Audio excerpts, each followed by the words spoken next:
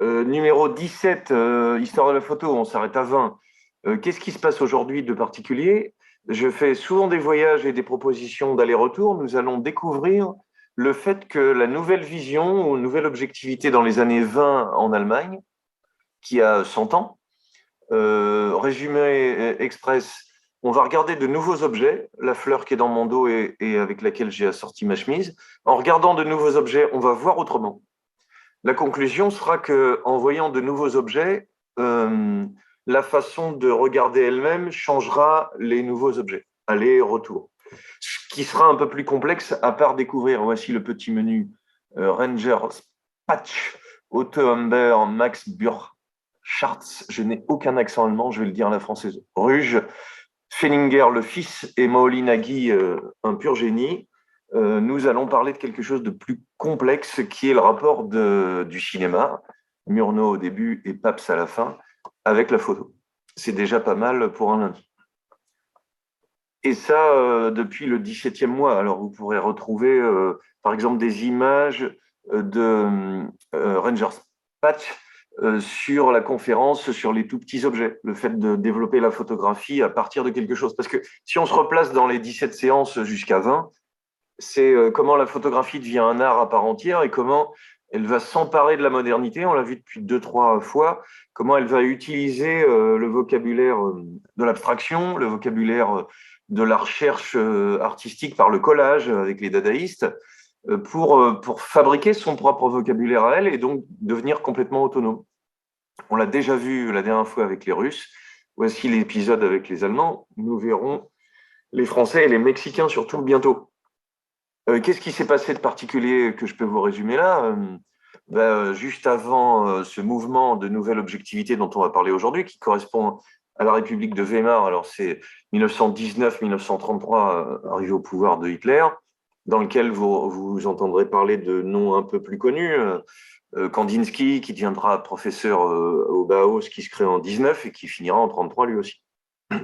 Et puis, des artistes dadaïstes qu'on avait déjà un peu croisés, comme Haussmann ou Anna Hawke. Le cinéma est l'art d'avant cette nouvelle objectivité, parce que la nouvelle objectivité, c'est vraiment prendre une fleur, une forme, qu'elle soit industrielle ou qu'elle soit naturelle, pour sa structure.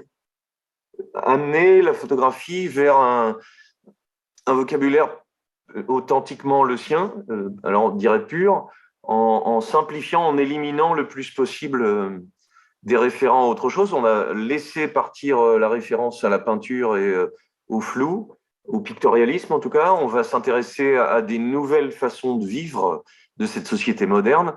Et c'est ça la conclusion qui sera intéressante aujourd'hui. Ça sera que, il y a 100 ans, on vendait la modernité et aujourd'hui, on en sort. Cette modernité industrielle qui a fabriqué de l'envie, de la rapidité, cette fascination pour le sport, pour les machines, tout ça, on est en train d'en sortir. Et cette conférence des années 20 est intéressante dans cet aller-retour de regarder un objet et que cet objet nous regarde. Finalement, cette modernité et ce goût pour avoir des choses nouvelles, on est en train d'en sortir et c'est bien l'occasion de le questionner. Alors, pour que ce nouveau regard sur des choses par leur structure plutôt abstraite se fasse, c'est parce que juste avant, en Allemagne, il n'y a pas d'équivalent en France, il y a l'expressionnisme allemand, dont j'ai pris plutôt un exemple de cinéma, parce qu'on pourrait regarder de la peinture avec celui qui l'anticipe et qui n'est pas allemand, mais qui en serait un symbole intéressant, Munch. Et on pourrait mettre avec ouais, les expressionnistes allemands. En plus, selon entre Munich et Berlin, ça ne serait pas tout à fait la même chose. Là aussi, il y a une petite conférence en ligne que j'ai déjà faite. Murnau va, par exemple, et ça résume bien l'expressionnisme allemand, au cinéma aussi, s'intéresser aux grands mythes.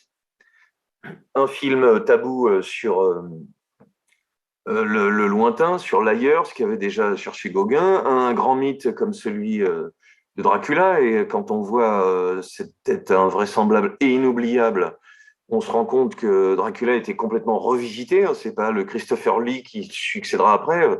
Murnau, avec ses comédiens, invente un monde et un univers mental complètement nouveau. Ce qui me fait faire le lien avec Munch qui les avait précédés, on est dans les années 1910 1920 pour l'expressionnisme allemand, Munch c'est 1890.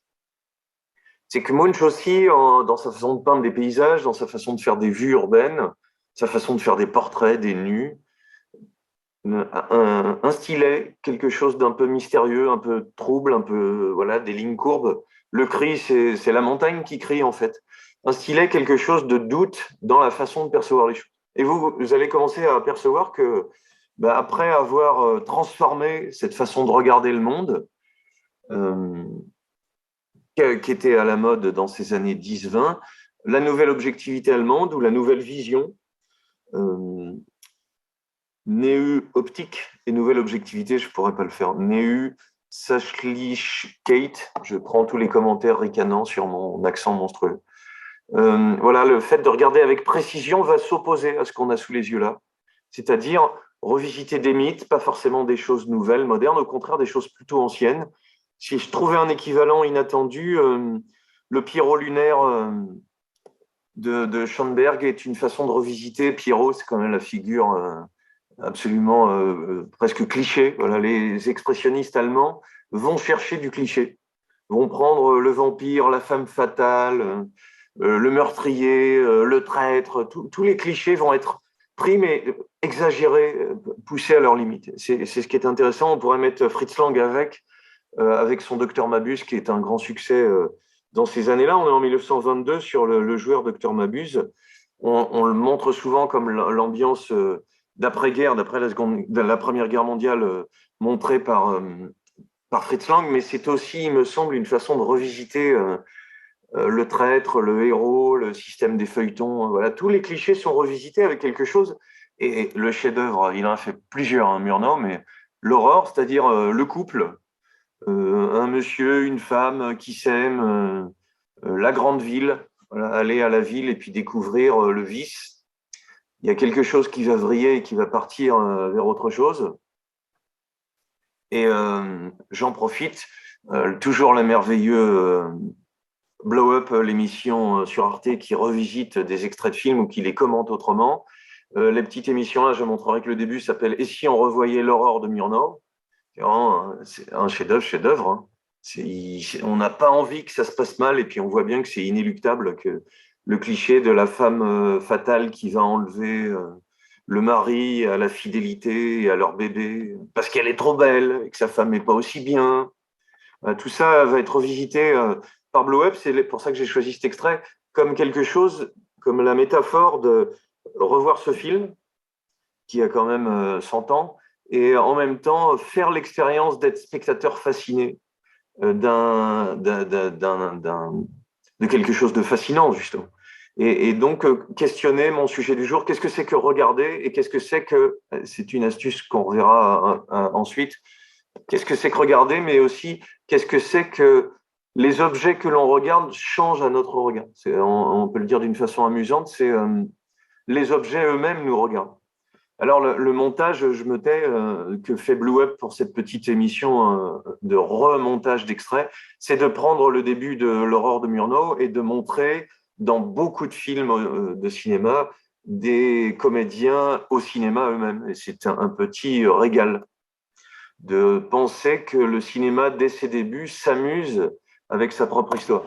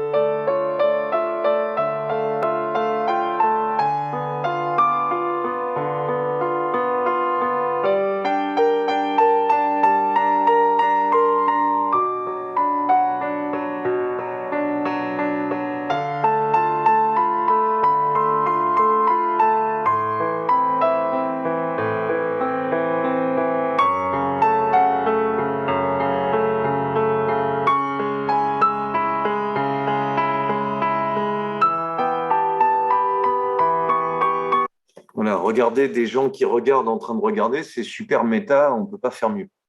De cette mode des années 20 de l'expressionnisme va naître cette nouvelle objectivité. Le meilleur exemple, le plus simple, c'est ce Ringer Patch, dont le travail a été montré au Jeu de Paume, vous voyez, en 2018, il n'y a pas très longtemps, c'est-à-dire regarder le monde tout à fait autrement.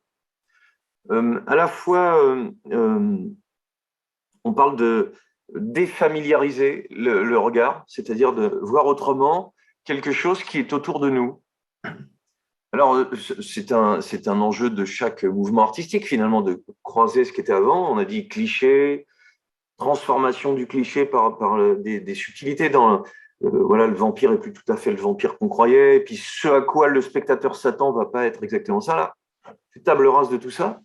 Et on le retrouvera à la fin, cette question de qu'est-ce que c'est que regarder, puisque la nouvelle objectivité, nouveau regard, nouvelle vision, dit il y a un monde nouveau et on va le regarder autrement. Par contre, elle emploie quelque chose qui nous intéresse diablement, c'est qu'elle emploie l'appareil photo. Elle a l'idée que ce monde moderne va être regardé autrement par un autre objet que le regard naturel et questionner en fait qu'est-ce que c'est que regarder par le grossissement, par le gros plan par exemple. On peut imaginer des gros plans en peinture.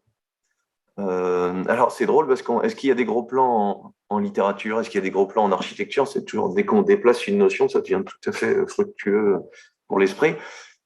Est-ce qu'il y a des gros plans en architecture? C'est drôle ça. Il y a des détails, mais l'appareil photo, alors, la peinture, le dessin nous donnent une vision fermée de l'espace en fait. Délimite un espace pour notre regard, un cadre, et c'est de là que tout commence en fait, un cadre comme une scène de théâtre, mais en plus oriente énormément notre regard. Jusqu'à ce qui intéresse Ringer, évidemment, c'est cette notion d'esthétique contre l'expressionnisme pour documenter la réalité et ne plus avoir de vision subjective. Ce que l'on voit, alors les fleurs sont un bon exemple, et le noir et blanc y participe évidemment. Les fleurs, c'est quand même le sujet absolu, classique ou kitsch si on veut, de la peinture, et pour la couleur évidemment, puisque les débuts de la peinture, de la photo en couleur se frotteront aux fleurs. Les isoler par le noir et blanc, zoomer, alors il n'y a pas qu'une question de zoom, hein, c'est pas qu'une question de gros plan, c'est aussi quel est le centre de l'image. Ici, on voit cette étoile qui est derrière moi aussi, qui n'est pas au milieu, justement, et qui a quelque chose d'autre autour d'elle. Ici, le fond permet de faire ressortir la forme des fleurs, mais un fond qui, à la fois, bouge un peu. Vous voyez, l'éclairage, il est sur le bord inférieur des fleurs. On y voit les petits points qui sont à l'intérieur. Pas sur toutes, on n'est pas tout à fait dans une photo scientifique. On n'est pas tout à fait sur l'objet. On a quelque chose qui se détache sur un fond. Donc le gros plan, il est isoler un morceau, travailler le fond, voir ce qui peut être autour, qui peut gêner ou avantager. Puisqu'ici, on va avoir du flou. Les photographes vont jouer avec la profondeur de champ. Est-ce qu'on voit derrière au loin? Est-ce qu'on ne voit pas? Est-ce que le flou va accompagner? Voilà. Est-ce que sur cette photo, je suis toujours sur Ringer Patch, ça pourrait être tout noir, ça pourrait être tout blanc, ça pourrait être redécoupé. Et on le verra avec les photogrammes de Moholy-Nagy. Si on pose sur la feuille de papier sensible un objet, il deviendra lui-même tout seul un élément. Voilà. Est-ce que si on isole des choses qui ont l'air qui ne peuvent pas être isolées, puisque là, les objets sont vivants. Alors, si on les coupe des bras, ils sont plus vivants. Mais là, le cadrage permet d'isoler quelque chose et que cet isolement, sur le fond, par la lumière qui est un peu plus sur la gauche, quelque chose va se raconter qui est à la fois une sorte de narration. Voilà, on peut imaginer. Bien évidemment, la plupart du temps, les titres sont assez neutres. Cet isolement va annuler l'effet de fiction qu'il pourrait y avoir si le fond était trop marqué ou s'il était trop détaillé. Sur cette photo de 29, Ce sont des photos 23-17, hein. C'est tout petit. Voilà, ce qui est intéressant, c'est que l'arbre, il est en plein milieu. Il y a une ligne d'horizon presque au milieu. On devine un petit peu la neige sur le bas qui persiste et puis sur les collines au loin. Et ce que fait Ringerpatch, qui est très passionnant, c'est il détaille des choses qui fait qu'on ne peut pas ne pas regarder ce qu'il nous dit. Le tronc d'arbre, les nuances de gris dessus, l'espèce de torsion, ça s'appelle jeune arbre. Voilà, il a des petits problèmes de croissance, mais il a l'air d'y arriver. Mais le fait de s'aplatir un peu pour que cette partie-là foncée ressorte quand même, et que celle-ci, venant soutenir le haut de l'image, soit détaillée pour qu'on voit ses débuts de croissance, on ne peut pas louper ce qu'il veut nous montrer. Il y a quelque chose d'assez dirigé dans l'isolement, dans la façon de mettre les éléments les plus simples possibles, sans transformation. Voilà. Ringerpatch veut que l'œil du spectateur soit focalisé sur les nuances grises de l'écorce et le bouquet de branches. Voilà, il va falloir jouer avec cette réalité, cette nouvelle objectivité, nouvelle vision, c'est-à-dire on ne va pas vous montrer autre chose que ce qu'on veut vous montrer, on va montrer que le monde est beau, c'est le nom du livre que Patch va publier en 28. On va montrer, je disais, l'abstraction qui est contenue à l'intérieur, voilà, toute la structure qui fait partie du développement de l'arbre, en étant le moins possible narratif ou fictionnel, en étant le moins possible, quand je dis fictionnel, le moins possible dans le rêve. On va prendre quelque chose qui est le plus concret possible. Blumenfield aussi, j'en ai pas montré, va travailler de cette façon-là. Il y a d'autres photographes liés à la nouvelle objectivité. Ce qui est intéressant, pour finir sur ce premier morceau, c'est-à-dire République de Weimar, 1933, contre l'expressionnisme, voire autrement, ça pourrait suffire comme conférence, c'est déjà pas mal, avec des artistes à découvrir. Il y a un premier enjeu qui m'intéresse, si vous vous rappelez que le second, c'est celui de la vision. On isole des bouts, on nous fait regarder, la question qui nous fait regarder quoi et comment on regarde. Mais la seconde question qui est dedans, c'est cette fascination pour la modernité que la nouvelle objectivité, les années 20 vont développer. Ce que Ringerpatch fait, c'est aussi beaucoup de photos de la société industrielle. Tout est réaliste. Il disait lui-même, tout doit être réduit à des structures, tout doit être réaliste. Et il dit, pour pouvoir rendre les impressions que l'on éprouve devant la nature, la plante, l'animal, les œuvres des architectes et des sculpteurs, les créations des ingénieurs et des techniciens, nous possédons avec la photographie l'outil idéal. Vous notez qu'il met sur le même registre la plante, l'animal, la nature, les œuvres des architectes et des sculpteurs, les créations des ingénieurs. Le monde autour de nous, ce monde industriel qui, depuis cette révolution industrielle dont nous sortons, je suis désolé d'insister, mais c'est cet enjeu-là qui fait que le regarder 100 ans plus tard change, va être valorisé à égalité entre monde naturel et monde industriel. C'est ce sujet-là précisément dont nous sortons, d'ailleurs. C'est pas la même chose et la nature a le dernier mot. Donc on peut arrêter de faire de l'ingénieur. Si la nature ne suit pas, c'est elle qui gagnera. Mais là, ce qui est intéressant à questionner, c'est que ce monde moderne a l'air génial, en fait. Il a l'air très beau. Il a l'air de proposer des structures qui, à l'époque, ne sont pas vues comme belles et dans lesquelles, depuis les années 20 jusqu'à nos années, on découvre petit à petit, par l'isolement du fond, j'y reviens, par les nuances de gris, vous voyez comment les boulons ressortent exactement, par le cadrage de la photographie, l'outil idéal. La photographie, par ces photographes allemands, hongrois pour Molinagui, va être présentée comme l'outil de la modernité. Contre la subjectivité, il faut quelque chose d'objectif qui soit parfaitement neutre et qui montre le monde tel qu'il est, ce qui est un leurre, évidemment. Patch continue, on exploite encore trop peu les possibilités qui nous sont offertes de rendre le charme magique de la matière. Et je disais que voilà, Blosfeld est aussi celui qui fait, tout le monde connaît ça, des morceaux de plantes, de fleurs, de croissance en très gros plan. On voit le lien évidemment avec le constructivisme russe et avec cette fascination pour la machine. La bascule de l'un à l'autre, structure, est assez facile à voir. J'ai montré, pas aujourd'hui, des natures mortes, des objets de la vie de tous les jours qui l'ont passionné et qui l'a su rendre à mi-chemin entre l'image technique et l'artistique, quelque chose de très, très étonnant et passionnant. L'architecture elle-même, jusqu'à quelque chose qui est de l'ordre de la fascination, c'est-à-dire l'industrie, la modernité apporte des objets identiques, plein d'objets identiques, dans une quantité illimitée. Enfin, c'est ça qu'on croyait et qui s'arrête avec la fin de la ressource, l'input dont parle Cauchy. C'est-à-dire le fait que ce monde est tout à fait prolifique. Il va nous donner des nouveaux objets à admirer, de beauté, et sans fin. Les photos, quand elles sont tirées en plus grand, cette forêt de cheminée, l'expression marche bien, on voit bien ce que la nouvelle objectivité voulait faire quand on dit défamiliariser avec les sujets courants.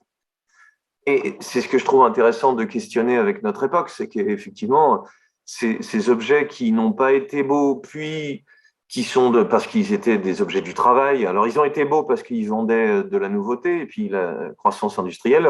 Regardez le magnifique documentaire en 4 épisodes sur la vie ouvrière de Stan Neumann sur Arte.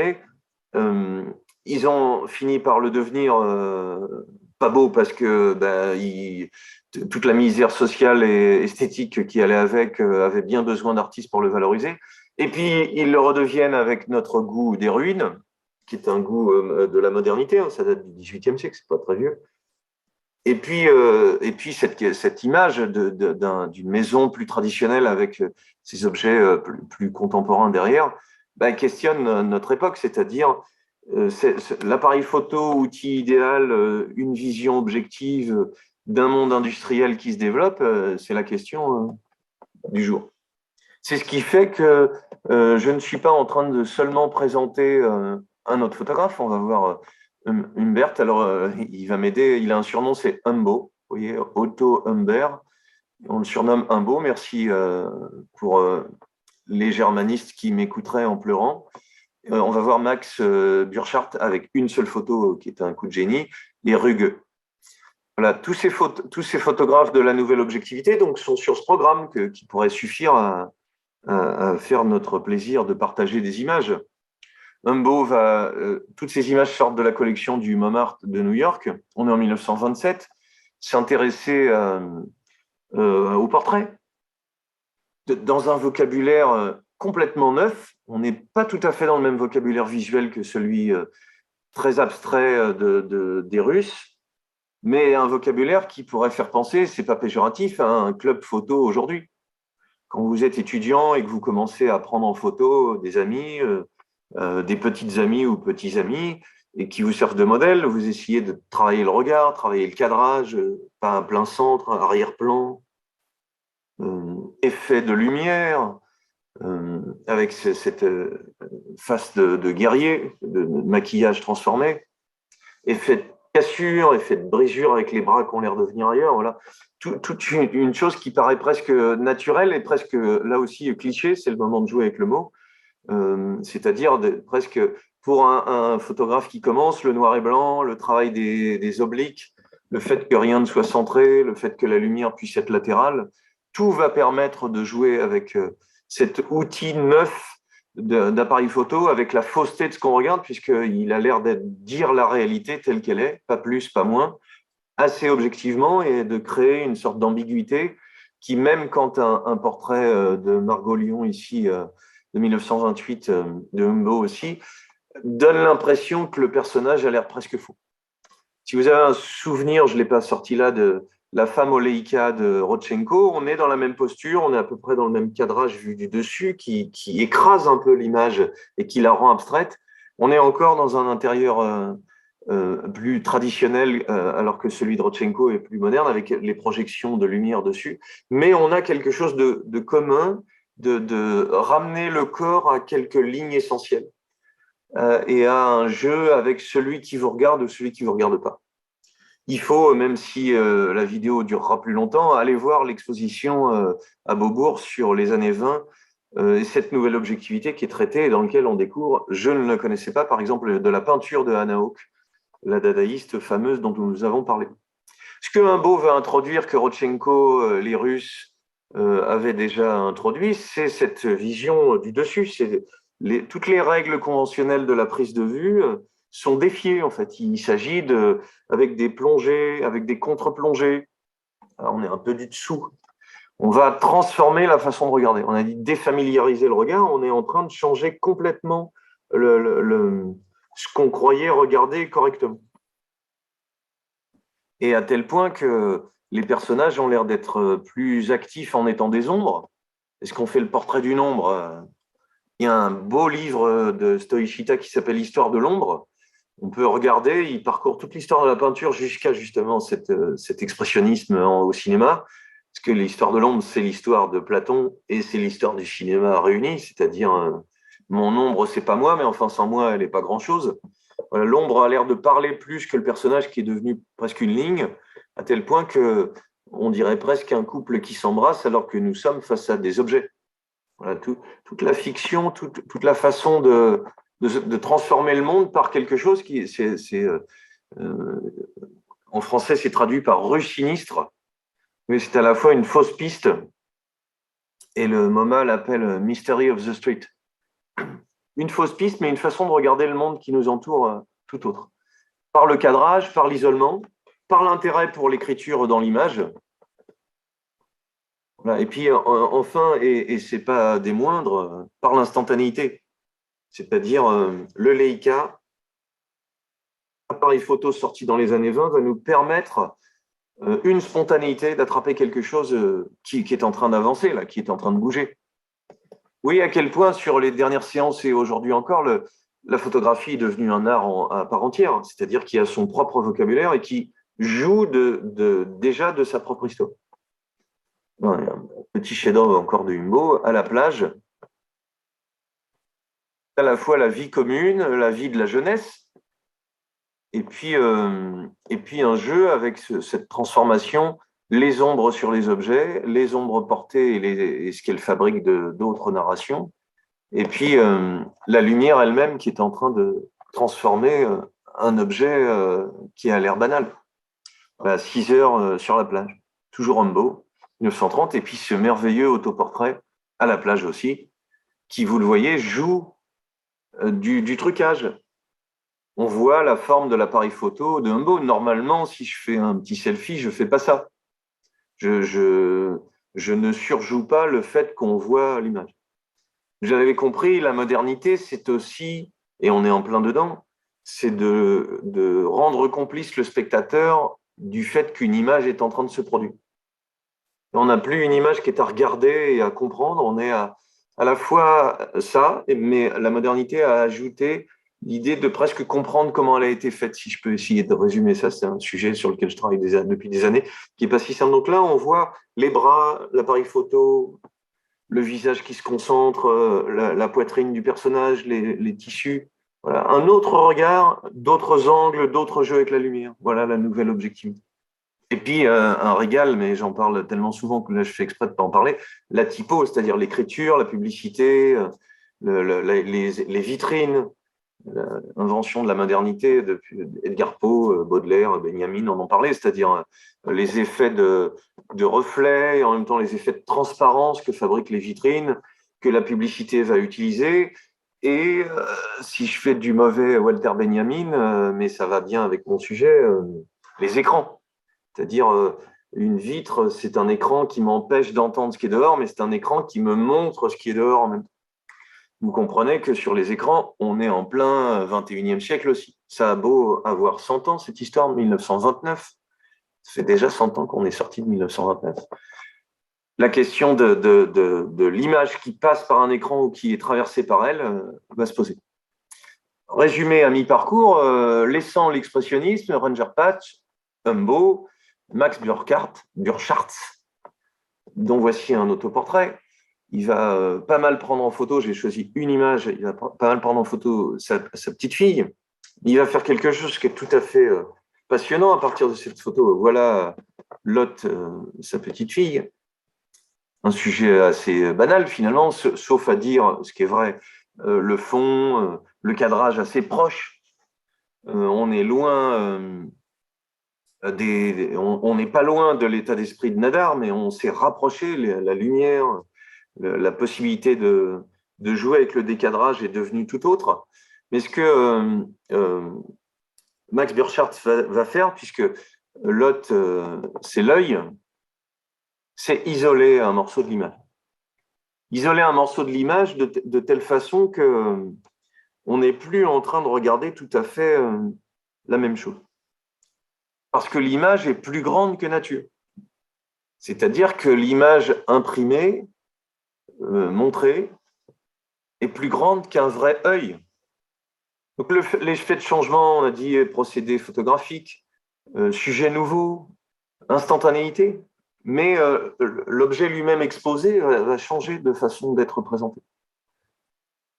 C'est pour ça que cette photo de Burchardt, elle est à la fois aussi, vous voyez à quel point le vocabulaire des clubs photos se fabrique dans cette nouvelle objectivité des années 20, 1933, voilà, c'est en même pas 15 ans, quelque chose se fabrique qui va imprégner notre façon de faire. Elle l'imprègne aussi pour une autre raison, c'est parce elle va travailler avec la publicité, elle va travailler avec la presse, mais c'est Willy Ruge. Je prends le parti, pardon, encore, je m'excuse à chaque fois, mais l'accent, c'est vraiment monstrueux. C'est l'instantanéité qui va les intéresser, c'est-à-dire la capacité de pouvoir prendre en photo des choses que l'on n'aurait pas vues autrement. Et Ruge va être vraiment très innovant dans le fait de monter dans des avions, prendre son appareil photo et un parachute et sauter. Et depuis ce point de vue, faire des images. Ça c'est passionnant parce que le Centre Pompidou-Metz, il y a quelques années, montré à quel point la vue aérienne qui s'était développée correspond à l'arrivée de l'abstraction. Comment ce portrait qui a l'air bien flou et bien raté, c'est Ruge qui est en train d'être sous son parachute et en l'air. Ça ne doit pas être si facile que ça de régler. Voilà, il faut recommencer après. Et Ruge va fabriquer une image absolument nouvelle que seuls les familiers de Photoshop peuvent ne pas être étonnés, mais lui, c'est son trucage. C'est-à-dire une image qui mélange le paysage et son propre corps, qui mélange le paysage qui a l'air d'être une maquette, qui change d'échelle et qui change de regard dans l'ensemble. Alors, ce que fait Ruge, c'est comme un photojournalisme, en fait, cette instantanéité. Elle est dans le fait que tout peut être pris en photo immédiatement, très rapidement. Voilà, la particularité de la photographie, c'est aussi ce rapport au temps. D'attraper quelque chose, on a dit, qui soit vrai, qui soit passé, qui se soit déroulé, mais plus vite que l'œil, à un instant incroyable.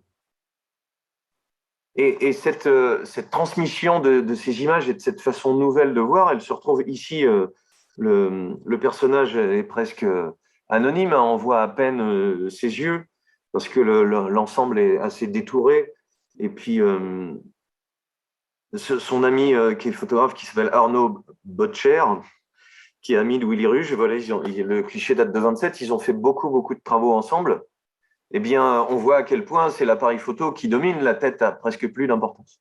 Voilà, l'image vue du dessous donne une espèce donne une dynamique déjà en oblique, et puis une apparence presque de colosse, de personne immense, mais surtout l'appareil photo est presque plus grand que son corps, en tout cas que son torse et sa tête.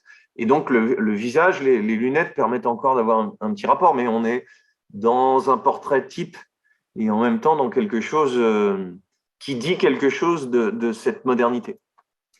Ce petit chef-d'œuvre de photo est repris par un encore plus grand chef-d'œuvre. Alors, c'est encore plus compliqué à prononcer. J'ai fait une conférence sur lui qui s'appelle Tschichold, Tshilo, CHOD, c'est un prince de la typo. Il prend l'image que voici et regardez ce qu'il en fait. Il la bascule. Voilà, la dynamique de diagonale devient encore plus forte. Ça, c'est les affiches soviétiques qui ont beaucoup influencé ça. L'appareil photo et le visage, ben, on voit qui a gagné des deux. Le personnage devient quasiment anonyme, donc on voit la force qui est là-dedans. Et puis surtout, c'est cette exposition qui est si importante, film et photo. Vous voyez le lien qui est en train de se jouer entre les deux, à la fois cinéma et à la fois photographie. Sichold va faire partie de ce qu'on appelle la digne typographie, c'est-à-dire la nouvelle typographie. C'est-à-dire un jeu avec non seulement la bascule, non seulement l'isolement de la forme, mais aussi la typo qui est le seul élément coloré. Une typo qui est dessinée pour l'occasion et qui va faire en sorte que l'image devienne un tout qui prend un jeu de lecture avec la vitesse, ou un jeu avec la vitesse de lecture. Et un titre en haut qui est calme, le orange dont on peut, c'est le seul qui aurait pu lutter. Si on imagine le titre en blanc ou en noir, ça ne fait pas une lutte aussi forte. Le bas à nouveau qui est calme, on pourrait encore aujourd'hui prendre ce genre de leçon. Il y a encore des affiches qui sont un peu trop parlantes et qui fait que la dynamique de l'image qu'il a basculée va être accentuée par ce jeu de typo et qui fait que Sichold est non seulement un grand créateur de lettres, mais aussi un grand créateur d'images tout court, d'affiches. Sichold était aussi celui qui organisait cette exposition film et photo qui va avoir un impact immense, puisque on est dans les années 20, il y a 1200 images, 200 photographes venus d'Europe, d'Union soviétique, des États-Unis, et qui montrent justement à quel point cette nouvelle façon de faire, film et photo, pourrait être le repère absolu. Voilà, Stuttgart, 18 mai au 7 juillet 1929. Je pourrais m'arrêter là, il reste un petit quart d'heure. Il y a deux choses à ajouter. Premièrement, la nouvelle objectivité n'est pas une. Elle est ce que je viens de montrer. Les objets sont nouveaux, on veut montrer la vie dynamique, mais si je caricature un peu, il y a un courant réaliste qu'on vient de voir, montrer la vie en train de se faire, le sport, l'activité, et puis un courant qui va se trouver au cœur du Bauhaus qui s'est créé à ce moment-là, celui de l'abstraction vraiment. Et si on devait aller un peu vite, cet enjeu, c'est celui aussi de l'engagement politique de ces photographes, de celui de vouloir montrer une vie plus révolutionnaire. Alors, en quoi l'abstraction serait révolutionnaire? Elle montrerait une autre vision, elle changerait les codes des sujets regardés et les façons de regarder. Alors ici, une petite découverte merveilleuse. Lionel Finninger est un peintre merveilleux, professeur au Bauhaus. Bauhaus s'ouvre à Weimar avec Gropius, et puis ils vont recruter Molinagui juste après, Kandinsky, Paul Klee, Eaton, voilà, ce qui va fabriquer à minimal l'art du XXe siècle et les arts appliqués, le métier de designer, le lien à l'industrie, avec toutes les questions politiques compliquées que ça suppose, c'est-à-dire d'aider l'industrie à vendre plus de choses, encore une question d'actualité. Voilà, cette école s'ouvre avec un système de classes préalables et puis en 5 ans, une progression avec une spécialisation. On est en train de relire beaucoup aussi l'histoire du Bauhaus avec la place des femmes qui a été limitée à certains domaines plutôt pratiques, mais qui justement font découvrir à quel point leur créativité était immense. Alors, Finninger en est professeur, il est fasciné par les bateaux, il a fait beaucoup d'aquarelles, si vous connaissez ça. Et là, c'est son fils qui est dans l'école, et il a un surnom qui est assez rigolo, il s'appelle Lux, lumière. Et donc, son nom est écrit ici, Théodore Lux Finninger. Et justement, pour pas être le fils à papa, il va exposer pas mal sous le nom de Lux tout court.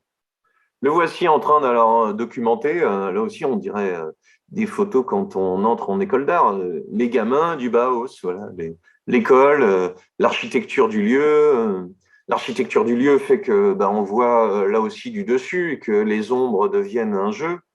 Voilà, c'est à la fois la vie courante la vie de l'école, du travail, du sport, de la drague, de l'activité, du plaisir que représente cette République et cette période de Weimar, juste avant la grande catastrophe du nazisme.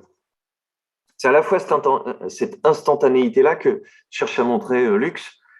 Et vous voyez à quel point la construction est quand même très géométrique. Voilà, mettre les personnages isolés derrière le métier à tisser, qui devient une sorte de galerie de tête, mais avec l'espèce de triangle du système de fil, mais aussi de la bascule du cadrage. Bascule du cadrage qui se retrouve presque comme un cliché encore, une façon de faire qu'on retrouve continuellement, mais qui est contrebalancée, c'est extraordinairement bien fabriqué. Voilà, une ombre ici, la contrebalance du corps qui s'impose ici avec son mouvement de danse, et puis cette espèce de forme noire qui se détache bien sur le blanc, mais qui se tourne vers l'autre. Voilà, tous les éléments ont l'air reliés sur une oblique. Et cette oblique-là apporte beaucoup à l'ensemble. Ce que Lux montre, c'est pas seulement cette vie du Bauhaus nouvelle et tous ces jeunes gens qui vont devenir les artistes de demain. Ce que montre Lux aussi, c'est l'utilisation de plus en plus systématique de la lumière, de la contre-plongée, de, de, de l'ombre et de l'abstraction, du travail abstrait qui va se faire. Là, un petit extrait de Wikipédia. Il est influencé par Laszlo Moholy-Nagy, qu'on va voir tout de suite, qui est enseignant et qui est un des grands artistes pas assez connus du début du XXe siècle. Voilà, il est voisin de la famille Feininger, puisque son père est prof et Lux a un frère qui l'initie à la chambre photo 9-12, une petite caméra, une petite appareil photo qui permet beaucoup de se balader. Mais c'est pas seulement parce qu'il fréquente le prof d'à côté qui est ami de ses parents qui sont profs. C'est aussi voilà, cette fusion entre photojournalisme et cette nouvelle vision. Voilà, angle inattendu, gros plan, cadrage serré. On se retrouve à avoir des images qui, chez Lux, sont un jeu de recherche stylistique et un jeu tout court. Le plaisir du jeu qui fait que ça ressemble de moins en moins à des exercices d'étudiants. Cette nouvelle objectivité, je voulais le montrer là, elle part d'un regard sur les nouveaux objets et la mise ensemble avec Patch de la nature et de l'industrie. Ce cadrage et ce jeu avec la structure de l'image et le vocabulaire propre à l'image chez Humbert, mais avec Burchatz, Ruge et Feininger, le fait que l'instantanéité vienne jouer un rôle important. Ça crée déjà un peu de complexité dans notre histoire de la nouvelle objectivité ou de la nouvelle vision selon qu'on l'appelle. Le dernier point qui m'intéresse avant de conclure, c'est de regarder cet incroyable artiste qu'est Moholy-Nagy. Alors, il est hongrois, son histoire est tout à fait passionnante. Vous découvrez-la simplement sur Wikipédia, parce que Nagy, c'est le nom Nagy, c'est le nom de son oncle qui va épauler sa mère parce que son père s'est barré. Et Mohol, c'est la ville qui a compté énormément pour lui. Il est hongrois. Quand il naît en 1895, c'est encore l'Empire austro-hongrois et ça ne le sera plus à sa mort en 1946. On l'ajoute puisqu'il va découvrir l'art en venant en France notamment aussi, hein, mais en Allemagne principalement, jusqu'à devenir et être embauché pour être professeur au Bauhaus par Gropius qui a vu son travail. Si on le dit un peu vite, et puis il a surtout travaillé là aussi en Allemagne suisse avec les dadaïstes. Voilà le parcours que je voudrais regarder. Faisons simple. Moholy-Nagy est comme artiste et comme enseignant, un élément essentiel du XXe siècle et pas qu'en photo. Il va, si je le dis vite, apporter ce travail d'abstraction qu'il découvre avec les constructivistes russes, avec le travail de Malevich qu'il a vu, avec le travail de Rodchenko, voilà, la simplification des formes, les clins d'œil à la machine, le collage photomontage. On est dans les années 20, c'est une gouache. L'abstraction qu'il a découvert Lissitzky, chez les Russes, et pas seulement, mais chez les Russes pas mal. Voilà, tout ce travail de géométrie, de simplification, va se retrouver dans sa photo. Et le résumé, c'est que Molinagui est à la fois un chercheur, il est exactement l'exemple de l'artiste curieux qui va s'intéresser à toutes les techniques, qui va révolutionner. Il est photographe, il est typographe, il fait de la sculpture, il fait de la peinture, il fait du cinéma, il va changer la presse, il va faire du stylisme. Et ça, n'oublions pas le travail avec sa femme. Le Molinagui est un touche-à-tout. On passe, vous voyez, de quelque chose qui est assez radical dans ces années 20, et c'est assez tôt, hein, c'est pas lui qui l'invente, mais on est dans un vocabulaire qui est vraiment d'avant-garde, jusqu'à cette simplification. Et l'emprunt à Haussmann et à Naok qu'il a croisé chez les dadaïstes, l'emprunt au photomontage.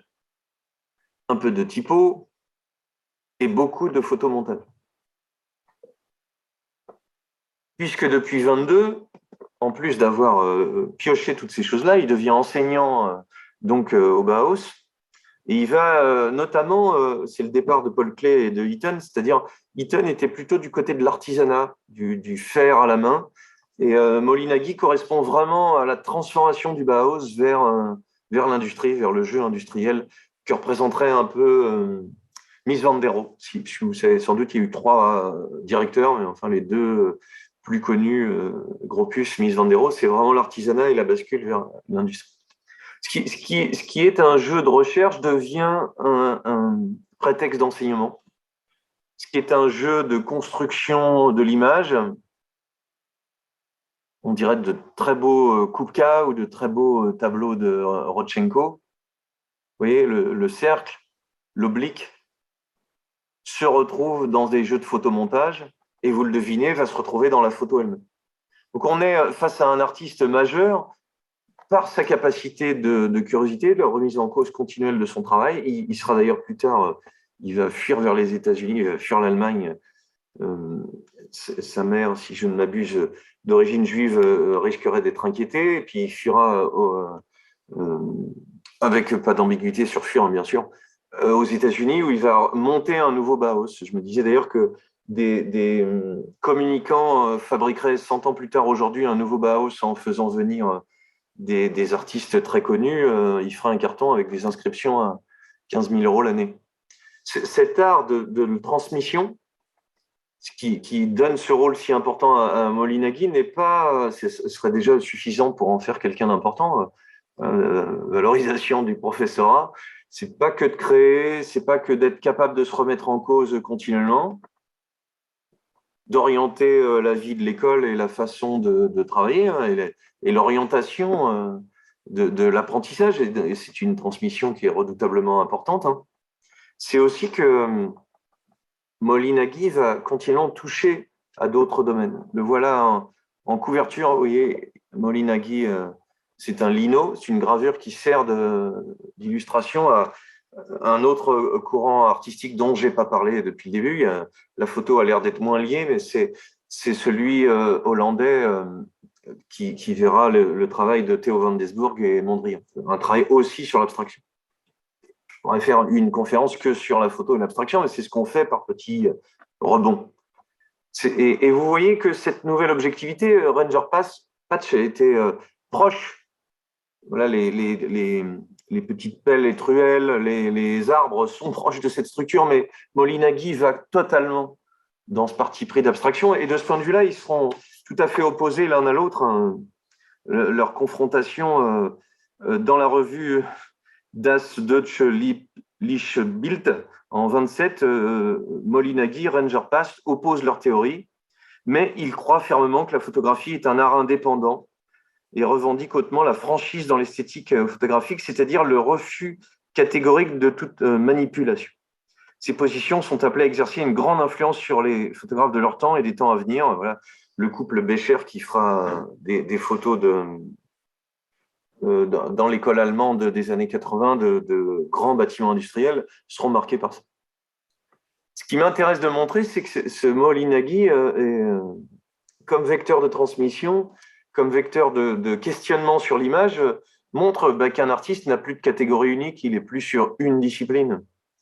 Et ça aussi, c'est quelque chose qui est très contemporain, c'est-à-dire que le jeu avec la discipline va être de questionner sa propre discipline.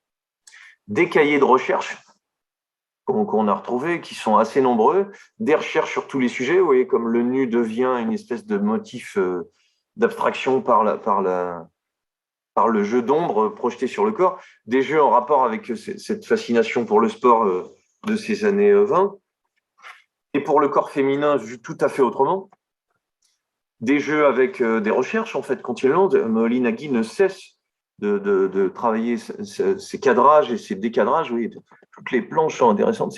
Chaque image est intéressante, mais en même temps, on est déjà dans ce que Monet avait inventé dès 1880-90, les séries d'abord de Peuplier, puis plus tard de Nymphéa, qui sont 20 ans avant. Hein.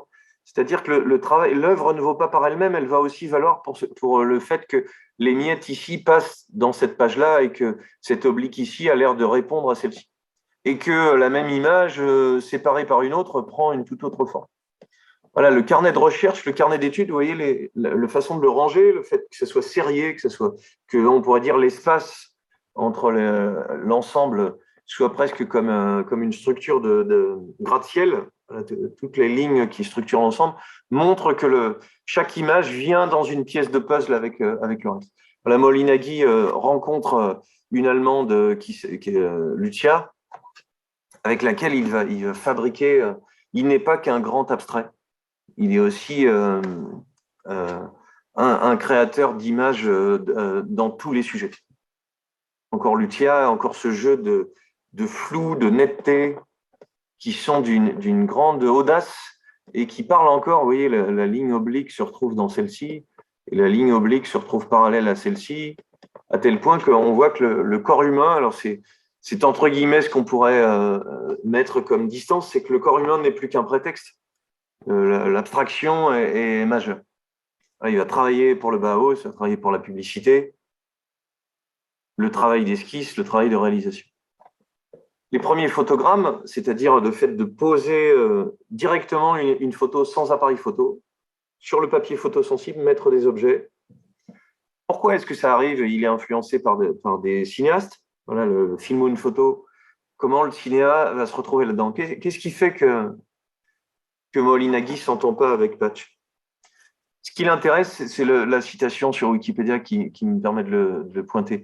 Privilégier les développements formels au détriment de la représentation du mouvement. Ce qui est primordial pour Molly Nagy, c'est le mouvement. Pour cette modernité, pour cette consommation, pour ce sport, pour cette vie, c'est le mouvement qui l'intéresse. Et il en est une bonne illustration, hein, c'est-à-dire il ne cesse de changer de sujet et de façon de le montrer. Il y avait de la dynamique chez Patch dans le cadrage, dans les contre-plongées, mais ce n'est pas cette fascination pour le déplacement à ce point-là. Fascination, voilà les photogrammes, un gant posé, une pince à épiler, des éléments de ressort qui fait qu'on ne sait plus très bien qui est quoi. On est contemporain de Man Ray et du surréalisme. Ce n'est pas Molly Nagy seulement qui invente cette idée de photogramme, c'est sa femme Lucia qui l'initie à ça un été à la montagne, mais il va le pousser à son maximum jusqu'à en faire des sculptures et des petits films que je vais vous montrer tout de suite.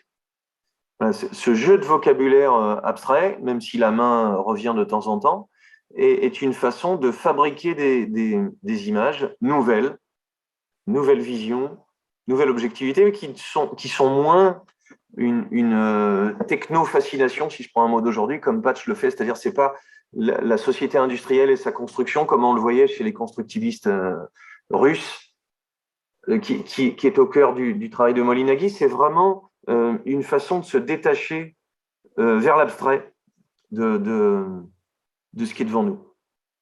Les photogrammes ont été réunis il n'y a pas très longtemps et l'exposition, il y a eu une grande exposition qui l'a montré. Le voici enseignant au Bauhaus, le voici fasciné par la ville, puisque la ville est un sujet, j'en ai déjà parlé, ça me reviendra plusieurs fois, et le lieu du mouvement, le lieu de l'abstraction, et le lieu où on peut évidemment faire des photos en direct avec des mouvements, et puis monter sur des lieux, les superposer, jouer avec cette compénétration continuelle de choses, quoi. Le début de ça, c'est rue de Paris, temps de pluie de Caillebotte. Hein, ouais, il y a des gens qui partent, ils font plein de trucs en même temps dans la ville. Plein de gens font des choses au même endroit sans se atomiser, sans se croiser.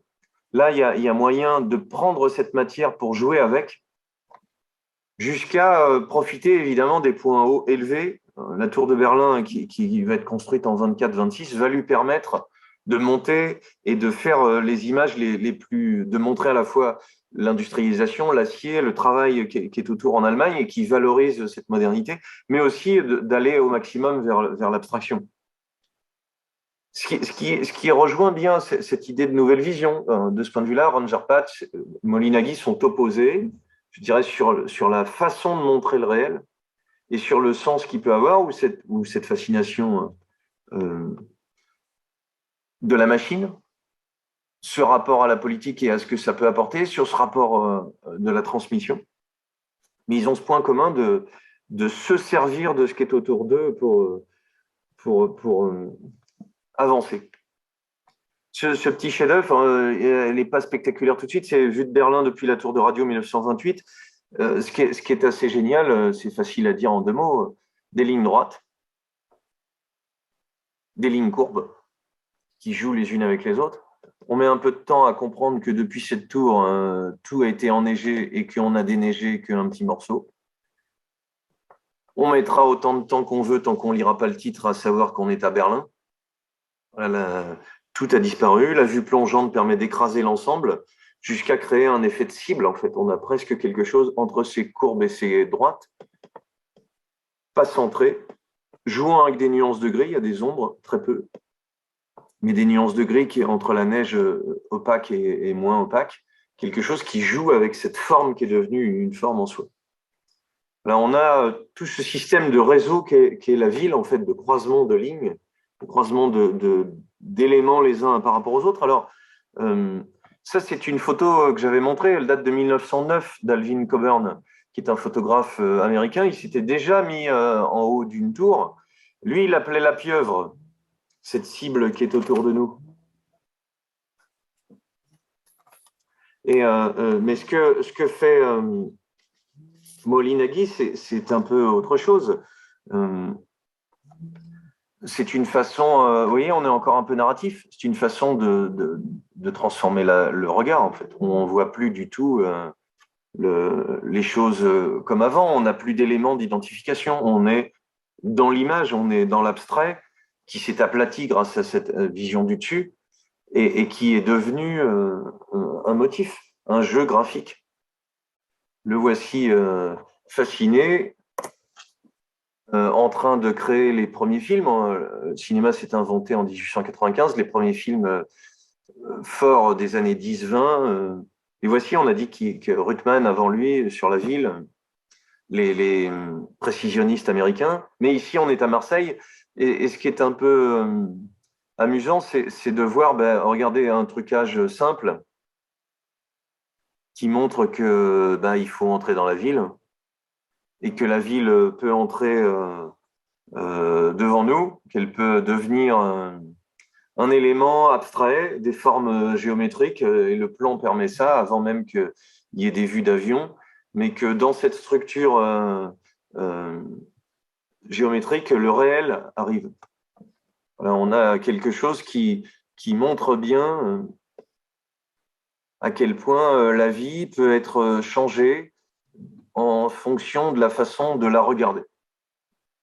Cadrage bas, sur un sol uni, donne quelque chose, jeu avec l'écriture, jeu avec les vitrines, clin d'œil à la photo et au regard que fabrique la photo. Isolement des personnages qui ont l'air d'être seuls dans la ville avec des éléments qui bougent autour, une grande géométrie de la structure, plongée, contre-plongée. Voilà, Molinagui est un aussi grand cinéaste que photographe. Il influencera les décors de théâtre, évidemment. Molinagui, là on est dans les années 40, je le montre juste un instant, fera aussi vraiment des choses totalement abstraites et totalement abstraites dans le cinéma. Et des éléments de sculptures qui bougent et qui, par jeu d'éclairage, par jeu de miroir, se transforment. La conclusion, je l'ai découverte en voyant passer aujourd'hui un article des Inrecuptibles. L'homme ordinaire du cinéma de Jean-Louis Schaeffer, un des plus beaux livres jamais écrits sur le cinéma. Pas trouvable. Je vous le raconte en une phrase, parce que ce que j'ai voulu montrer aujourd'hui, c'est que ce nouveau regard, fasciné par la modernité, dont on sort aujourd'hui, cette modernité qui vendait du rêve, du savoir-faire, des nouveaux objets, de la profusion, quelque chose qui ne s'arrêterait jamais et qui ramenait la création industrielle à la création naturelle. Ce point de recul qu'on est obligé de prendre aujourd'hui, par fin des ressources, qui font voir autrement. Il y a l'air de ne pas y avoir rapport, même si on a vu que la grande expo de 29 film et photo. Comment on peut différencier l'un de l'autre? Et ce texte de L'homme ordinaire du cinéma de Schaeffer va nous donner une clé absolument passionnante et conclure en cinéma. Qu'est-ce que dit l'article? C'est simple. En fait, il ne se demande pas ce que le cinéma, voilà, il se demande ce que le cinéma produit en nous. C'est-à-dire, c'est comme si le film nous regardait.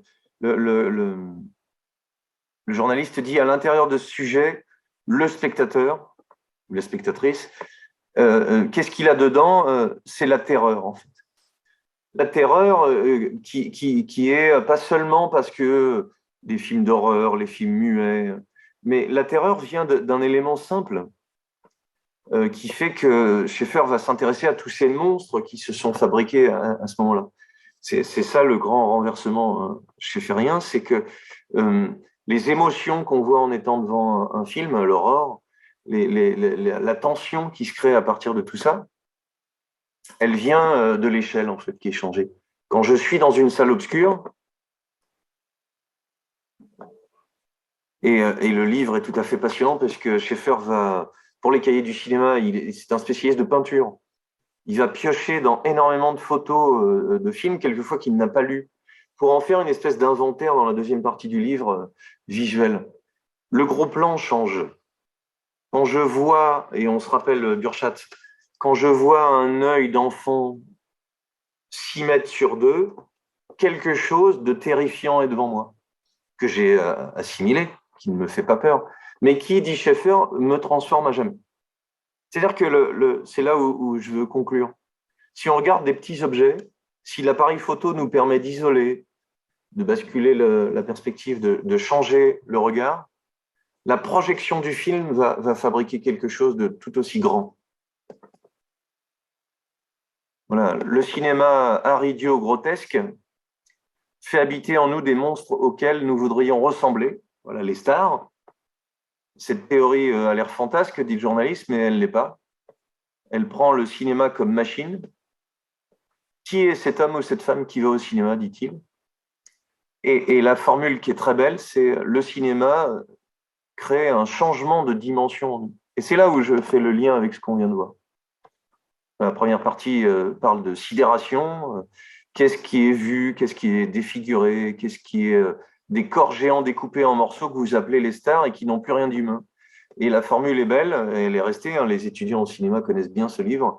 Les films qui nous ont regardé quelque chose dans le noir de la salle, dans le partage commun, qui, espérons-le, ne disparaîtra pas trop vite. La solitude qu'on ressent face à ces images qui sont bien plus grandes que nous, c'est ça qui fait que le film nous regarde. Alors,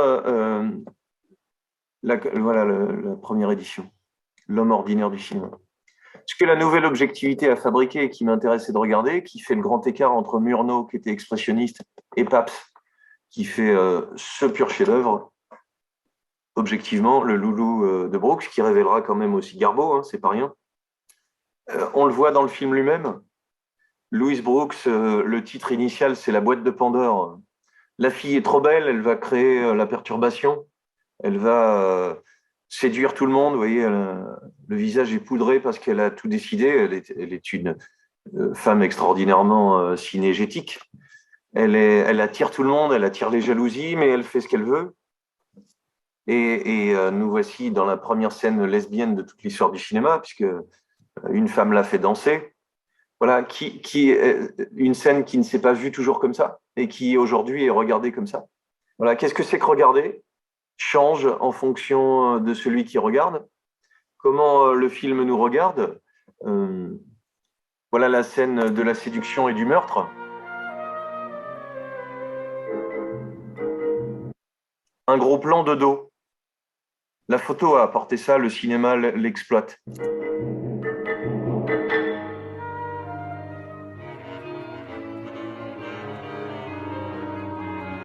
Une lumière du dessous qui rajoute à l'étonnement.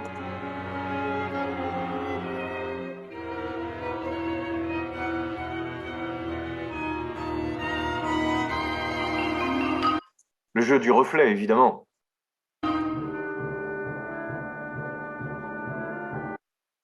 Vous voyez l'isolement du visage, le montage qui est propre au cinéma et qui fait que je suis en train de glisser doucement de cette nouvelle vision qu'a apporté la photo des années 20 à Weimar à ce même cinéma, c'est-à-dire le rapprochement d'éléments les uns par les autres, va ajouter quelque chose du monstre dans l'ensemble. Regardez le mouvement de caméra, et je me tais un petit peu, par ce reflet.